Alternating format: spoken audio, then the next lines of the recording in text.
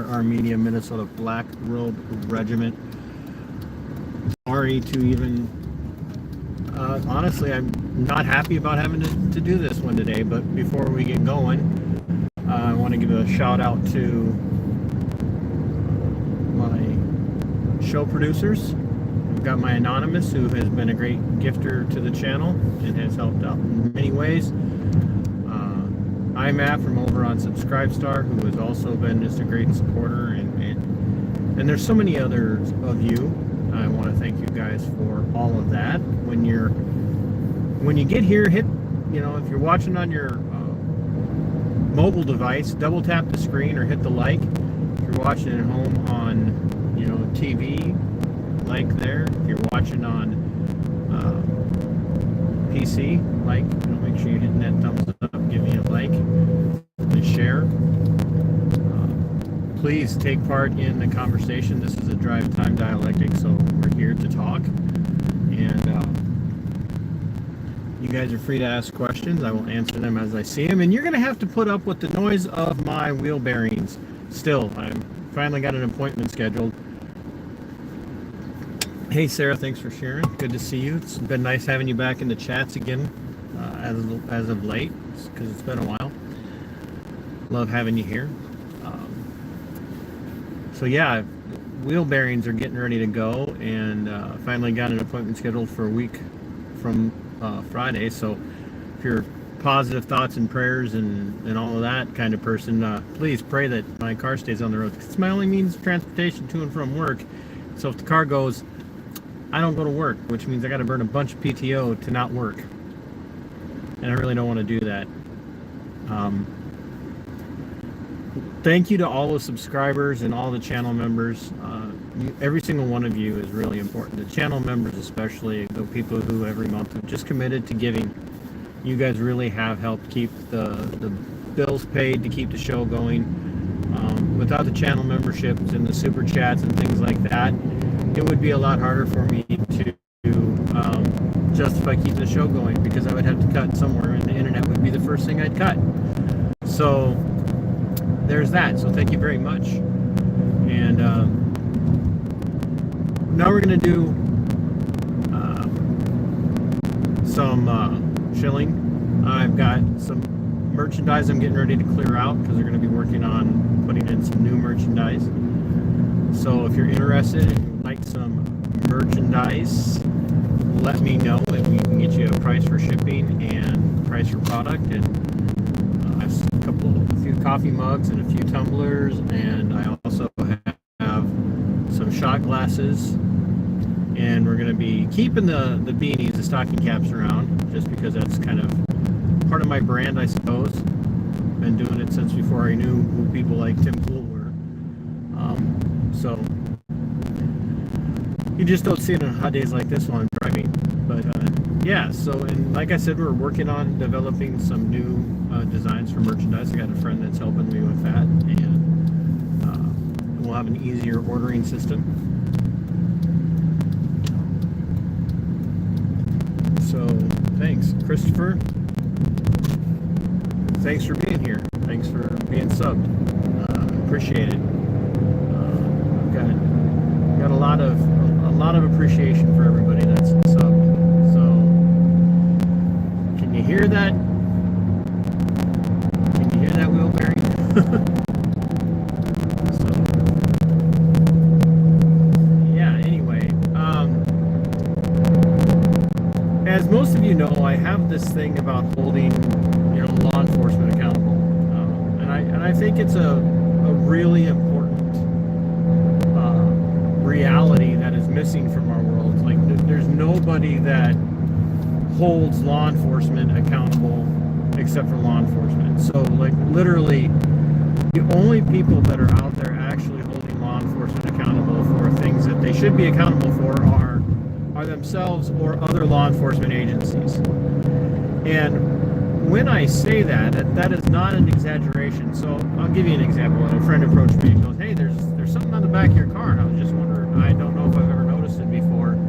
I'm wondering what it is. And it's a sticker that's been on the car since I got it.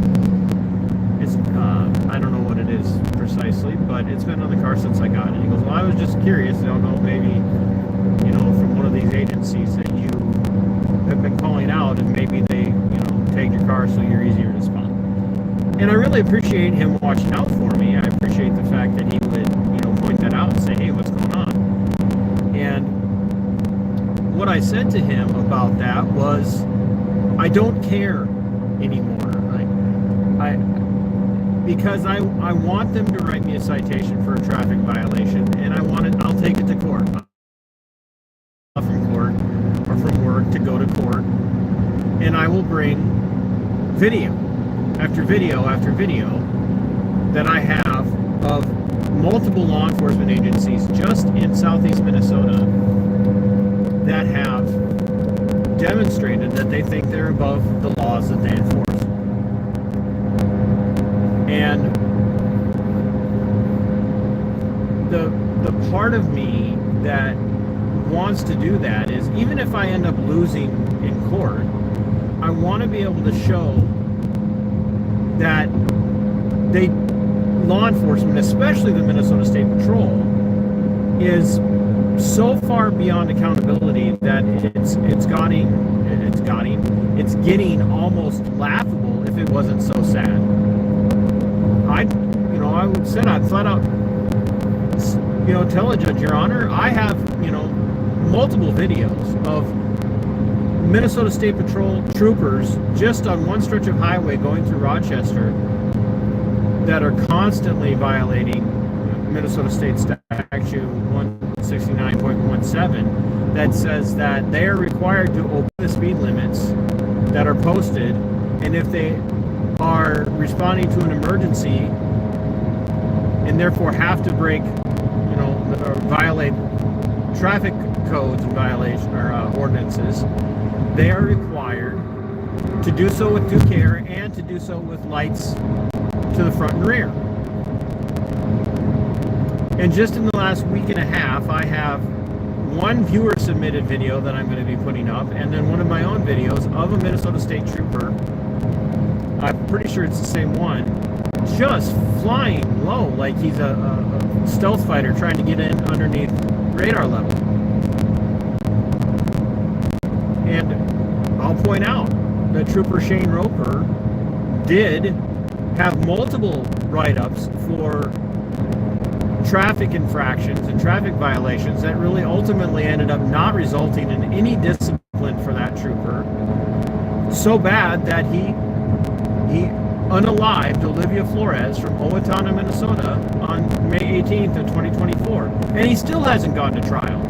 He still is out living his life like nothing really happened. Sure, they finally terminated him when they didn't have a choice, when it was like so apparent that he was guilty. But that's the facts. That's what we deal with. Now, that brings us to April 9th of 2025. That night, hey Chris, good to see you. Everybody else, thanks for being here. The night of April 9th of 2025, Trooper Ryan Moeser was responding, as most of you have seen my coverage of the story, was responding to reports of a wrong-way driver on a clear, open, straight, flat stretch of road over in Kandiyohi County, when the wrong-way driver ultimately turned in front of Blayke Mostad,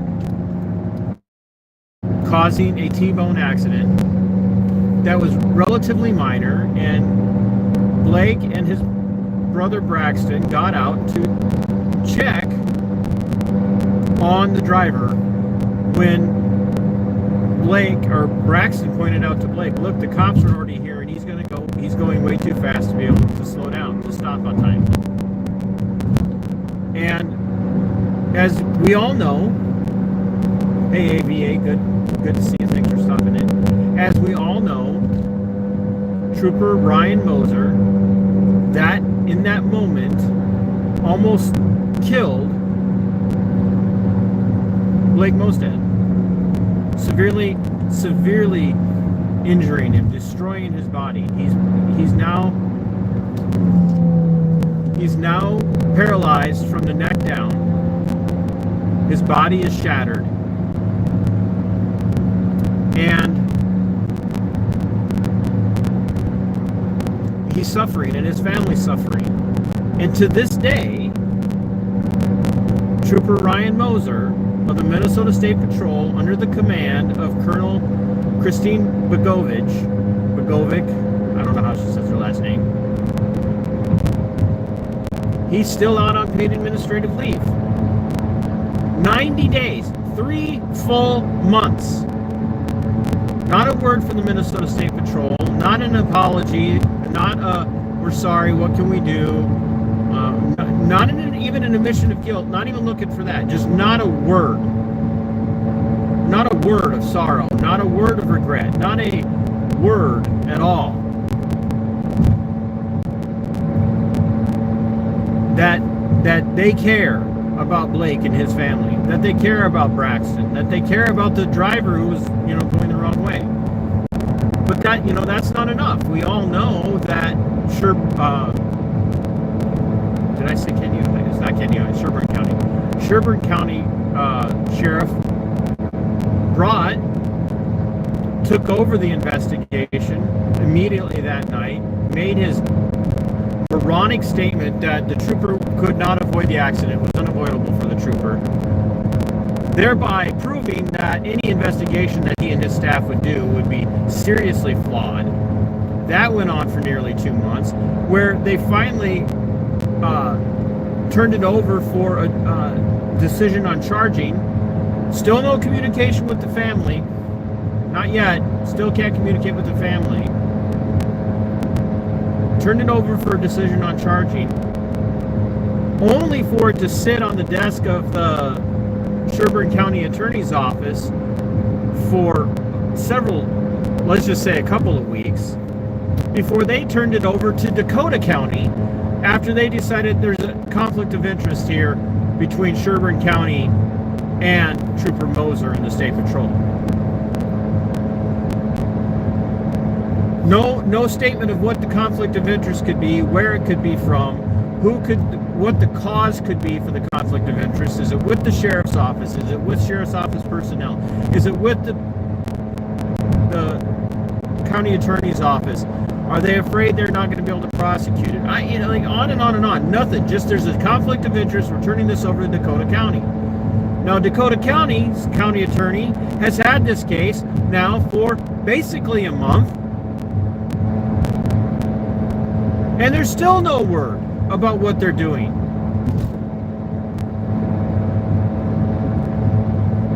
Folks, I had a friend that I've known for 15 years. 15 years I've known this friend, and I give him credit on Facebook. He reached out in a comment and said to me, "What's up with all the hate towards law enforcement since you left the sheriff's office?" And for those of you that don't know, I was a deputy in Olmsted County for 13 years, 12 and a half, but nearly 13 years. I spent the last 6 months, roughly, of my time with the sheriff's office on paid administrative leave for my podcast. They put me out on paid administrative leave after investigating me for 60 days over my podcast content. So, and now I wasn't a road deputy. I was a deputy inside the detention center. So, I'm not claiming some level of massive experience where I know all the answers and I know what every road cop goes through.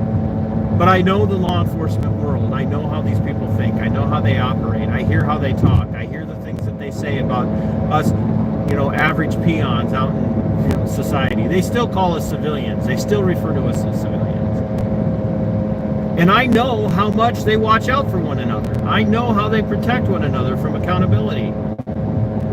I know what they do to people who say enough is enough. I'm not putting up with the corruption anymore. I know what they'll do. I'm in communication right now with Dominic Izzo. If you guys don't know who Dom Izzo is, he's a former law enforcement officer that now, like Detective Matt Thornton, spends a massive amount of time talking about the corruption in law enforcement. Dom and I are probably going to do a show together, working on a time. Working on getting that set up, because I really think Dom has some really good insight, and he's got some great views, and so it's not an issue. And that's the thing. Dom and Matt, Detective Matt, and Matt is a personal friend of mine now. We get all this all the time. Why do you hate cops? Why do you hate law enforcement? I don't hate the individual cops. Are there individual cops I despise? You darn right. I absolutely despise Shane Roper. Never met the man.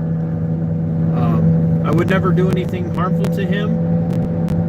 But I wouldn't walk across the street to pee on him if he was on fire either. I'll tell you that.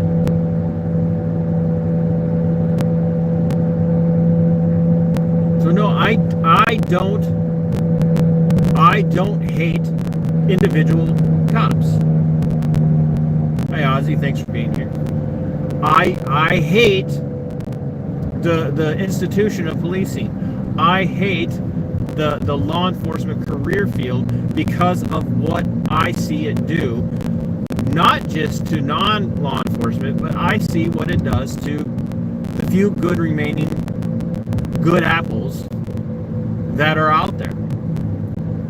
And I watch how bad apples, like Shane Roper was a bad apple long before he murdered Olivia Flores.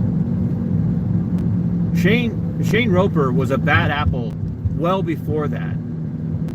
And he remained a bad apple because the Minnesota State Patrol protected him. I can almost guarantee you that when all is said and done, if we can get our hands on it, we're going to find out that Ryan Moeser is a bad apple. That's why this is taking over 3 months. This is taking over 3 months for them to investigate and come to a conclusion of what they're going to do with charging, because they have a history that they're looking at of Ryan Moeser. I guarantee it.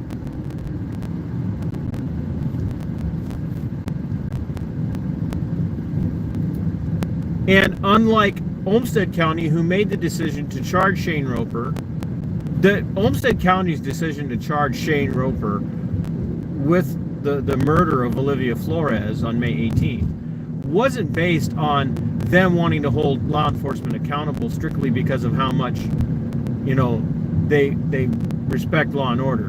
Their decision to charge Shane Roper was because of how left-leaning Olmsted County is. Left-leaning is not even like close to defining how far left the politics are in Olmsted County. Hey, She Nemesis, thanks for being here. It's nice to have you in my chat. I love having you over here. Thank you.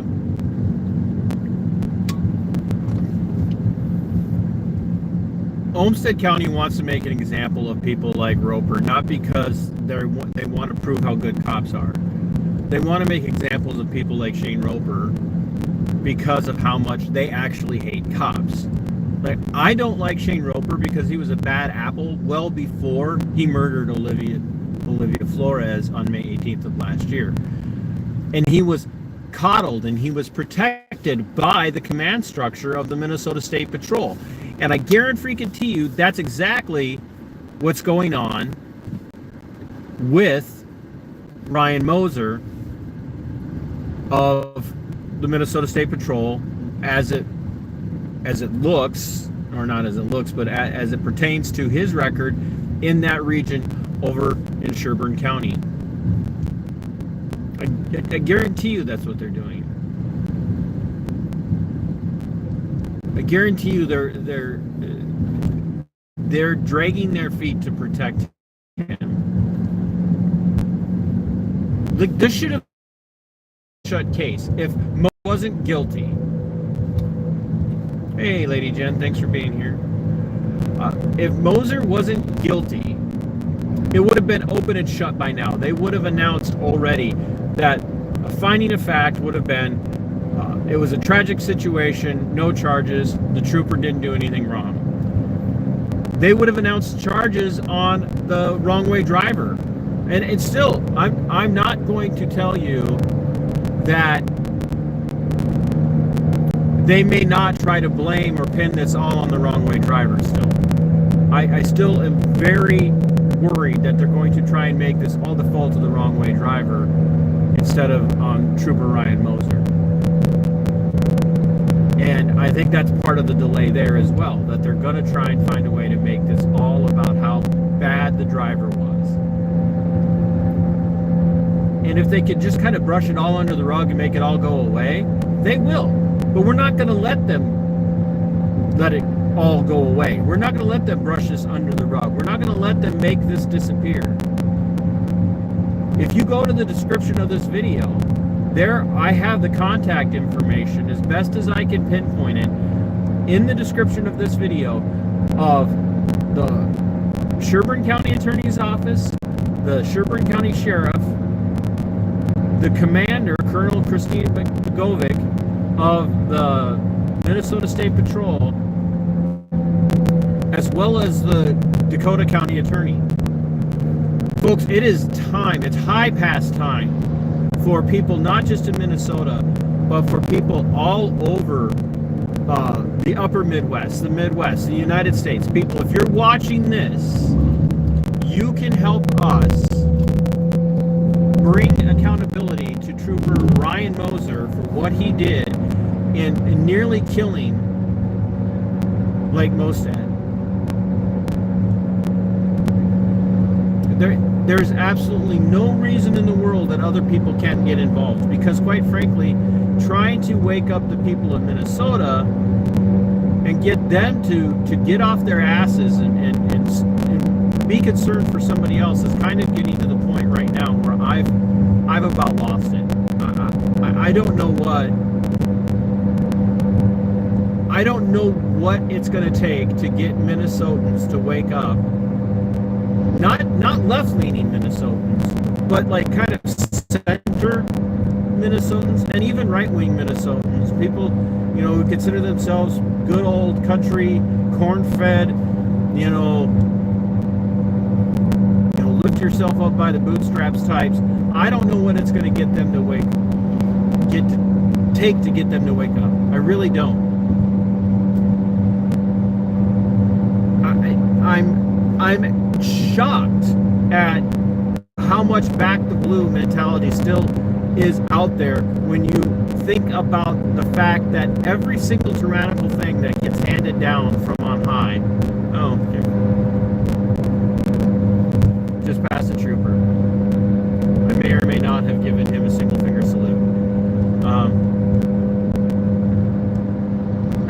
I don't know what it's going to take to get people to get to the point to realize, like, every gun control law that you despise, it's cops that are going to enforce it.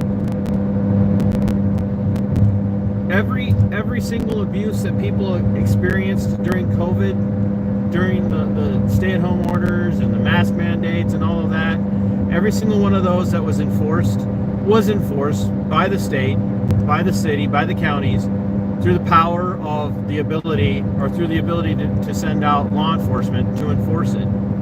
Every person that's been arrested, every single person that's been arrested at a school board meeting, or thrown out of a school board meeting, or given a trespass at a school board meeting, for whatever the reasons might be,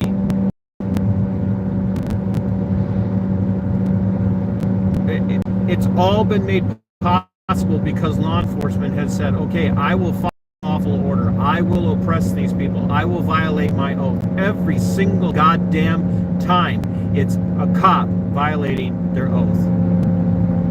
I got AVA in the chat right now who's had his rights pissed on by people who swear an oath. The same damn oath, basically, that the military members take to keep it and defend the Constitution of the United States, to protect the Republic from enemies foreign and domestic.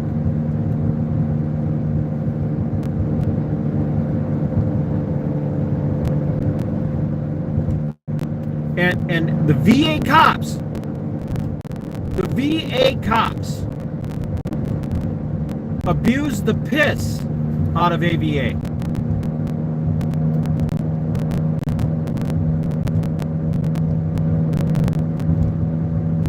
On numerous occasions.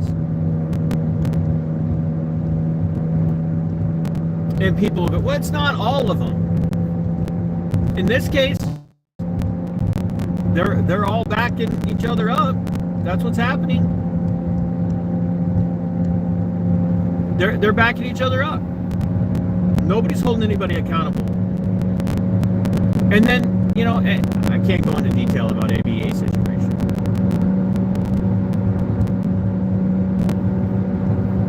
And I am working on my next essay for my friend Josh Slocum, the host of the Disaffected podcast. I'm going to be working on an essay for his Substack behind his paywall.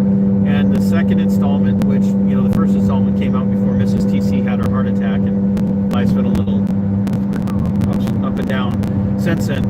But my next one is going to be talking about the definition of what makes for a good cop and what makes for a bad cop. And the fact that we have too broad and easy of a definition for good cop. Many of you have heard me talking about this for years.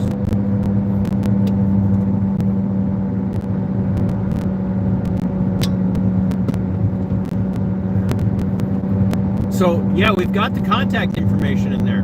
Reach out to these county attorneys. Reach out to the sheriff of Sherburne County and ask him why he let the investigation go on for so long.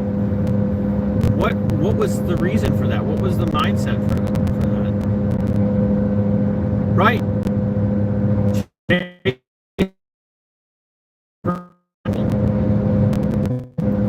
Catches a deputy trying to meet with an underage. Nobody did a thing about that deputy trying to meet with underage girls. Almost 2 years he went on to victimize more and more and more and more people before he finally got caught by accident again. And what did they do? To chase, when he caught another person, they made chase the criminal.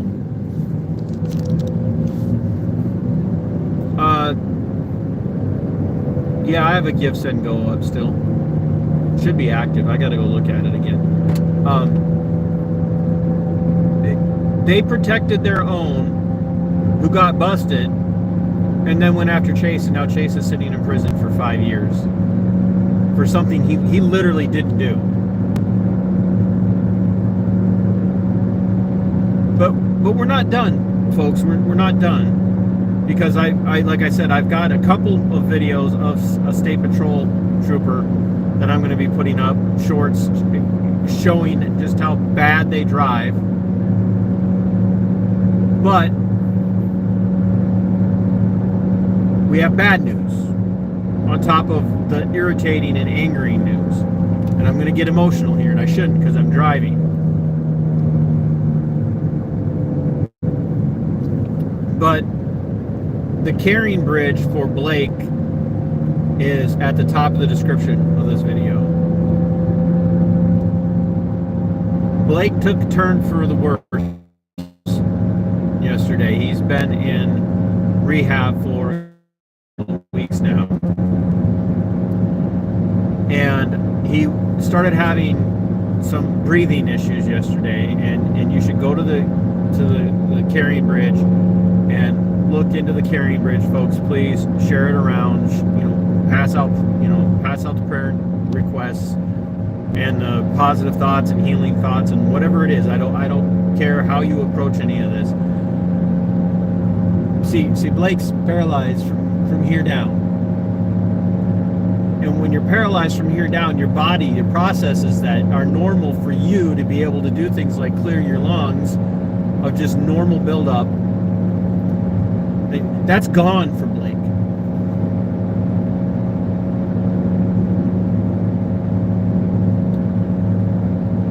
So Blayke's back in intensive care now. That's how Blayke is observing the 3-month mark of the accident that almost killed him, but instead left a quadriplegic.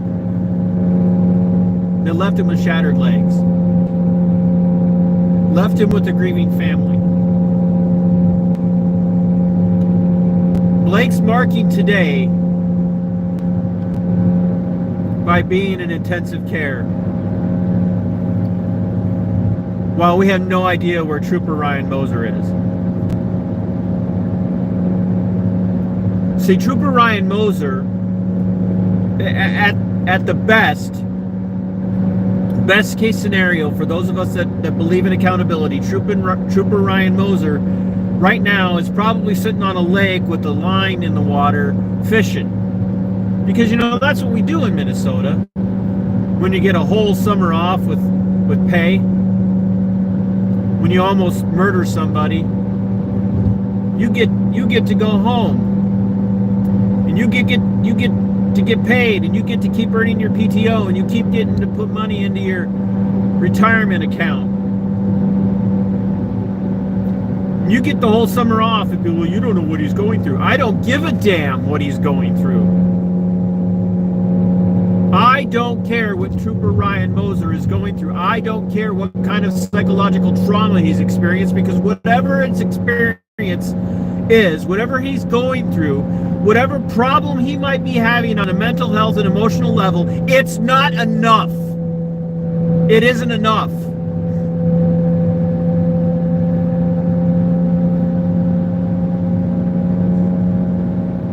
He's not going through enough anguish. Because he's still getting paid. He's still drinking his beers, and he's still out fishing. He's still hanging out with his friends. He's still sitting at home at night. He's watching TV. More than likely, he's probably watching professional wrestling. No offense to those of you that are professional wrestling fans, but that's just kind of what I picture this guy as. But you know he's not drinking cheap beer, because Minnesota State Patrol troopers get paid good money. So he's making good money on the backs of the wage slave tax cattle. He's sitting at home 3 months. 3 goddamn months he's sitting at home getting paid, while Blayke is back in the intensive care unit fighting for his life. Hey Tav, thanks for being here.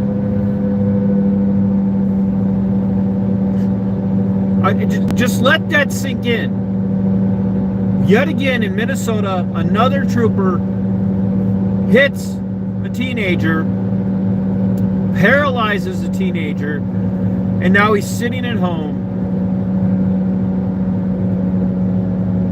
getting paid, while Blayke is back in intensive care 3 months to the day after the trooper tried to kill him on April 9th. And do I think that Trooper Ryan Moeser went out that day and that he's like, I'm going to see if I can... No, that's not what he said. What he said was, I'm a cop and I can drive however I want, and it doesn't matter, because I'm just going to get protected. They're going to protect me, and they're going to pay me. And you know what? He was right. Trooper Ryan Moeser was right.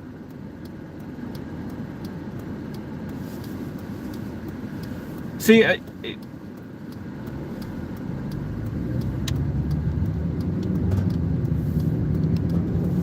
the people who are suffering.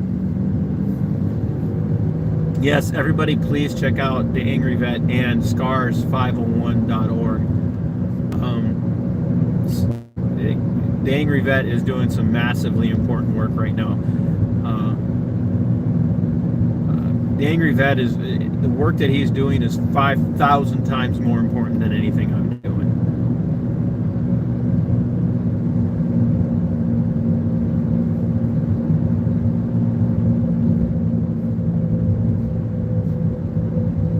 But Trooper Ryan Moeser, like, he's at home getting paid and partying.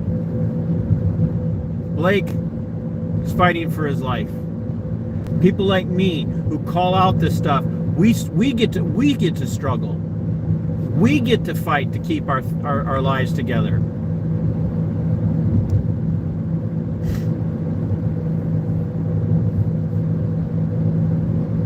I get to drive.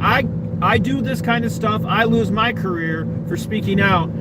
I get to drive around now in a car where I hope that the wheel bearing doesn't go out while I'm driving home.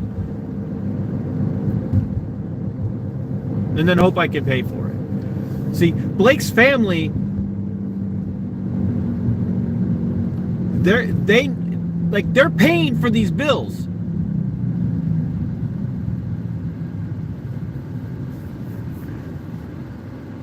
They're paying for these bills. They're coming out of pocket for these bills when it should be the Minnesota State Patrol. It should be the taxpayers of Minnesota paying for this. And I know people get really mad at me when I say these things.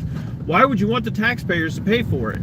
I want the taxpayers to pay for it because maybe if the taxpayers of Minnesota and every other city or every other state are held accountable, if they start having to pay for all of these things, then maybe they'll start demanding that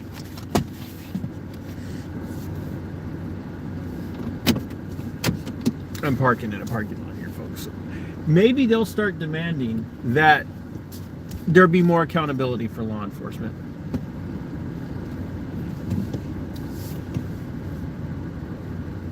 Maybe they'll start insisting that cops lose their qualified immunity and start having to carry their own insurance. Maybe, just maybe, if people don't want to have to pay for the Blayke Mosteds of the world to get care when a public servant violates the public trust, people will finally say enough is enough and make these cops carry their own insurance. See, I don't do what I do because I love it, in the sense of, like, Tab knows this, AVA knows this, Skipper knows this. It puts a big target on you. I know for a fact that my former agency is looking for reasons to get to me. I now know for a fact that the county I live in is looking for reasons. I've had people tell me they're looking for reasons to come at you.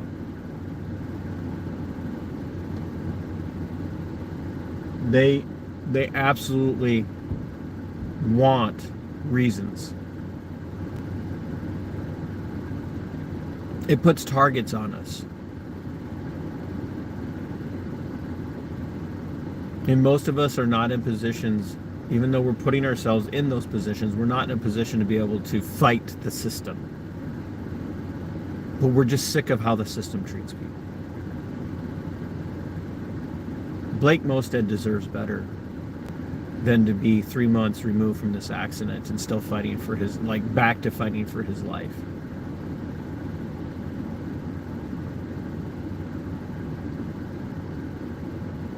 None of us are going to ever understand what it is that Blayke gave up. As much as I've lost in my fight,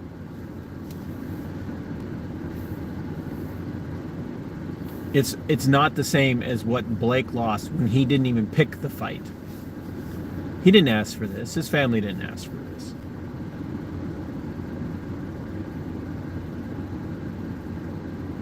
So I'm going to wrap this up. I've gone on enough and been emotional enough. So I really appreciate you guys all being here. Tav, you have been a great supporter of the show. You have helped me be able to keep things going many times in the past, more than you understand. And I'm just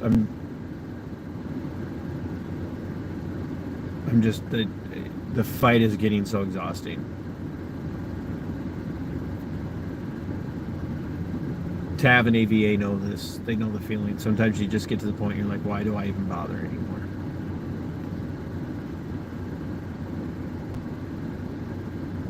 I bother because I don't like to see the Blayke Mosteds of the world and the Olivia Floreses and the AVAs and the Tavs and everybody else just constantly getting crapped on by a system. And the Mockingbird media won't pay attention, so I have to be a voice.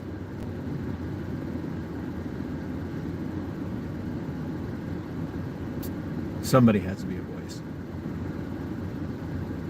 I wish there were 5,000 more of me. I really do. So check out the descriptions. Check out the description. Find the link to the Carrying Bridge, and go support. And if you can ever do anything to help me out too, I'm not going to complain. I need it. So, but Blayke's more important, far more important. So, oh, Tav. Now I got to sit here and see who else. Heroes, Mismatch Menace, Lady Jen, let's see, Sarah Sanchez, Firm Audits, Palmer's Archer, Galveston. Hey, Galveston's got one. My Cucumber, Selwyn, and Golding. I'm looking to see if any of my haters get one. That's awesome. Joko, hey Judy, Freckled Ginger, William L. Georgie got one. Brandon Mitchell, awesome. Ozzy Crosby, awesome. Native Pride, Tim Fox, Lisa Hutchins. I'm looking for the yes, I love it when the haters get them.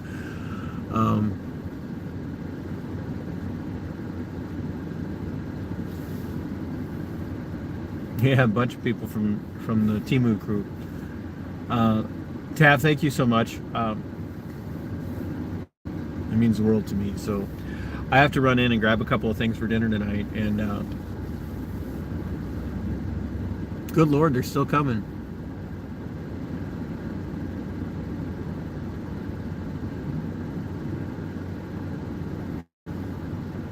Thanks, guys.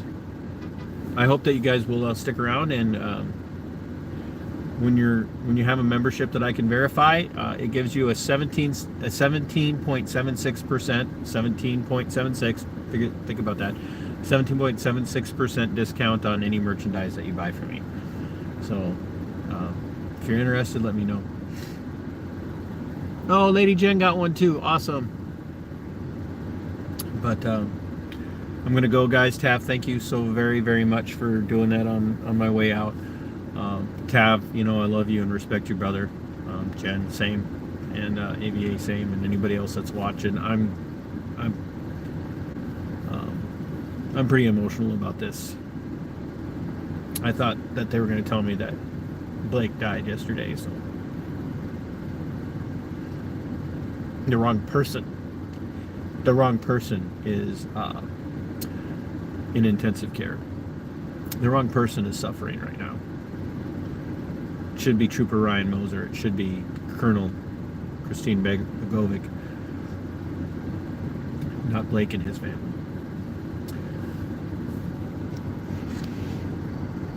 Christopher Johnson got one. That's awesome.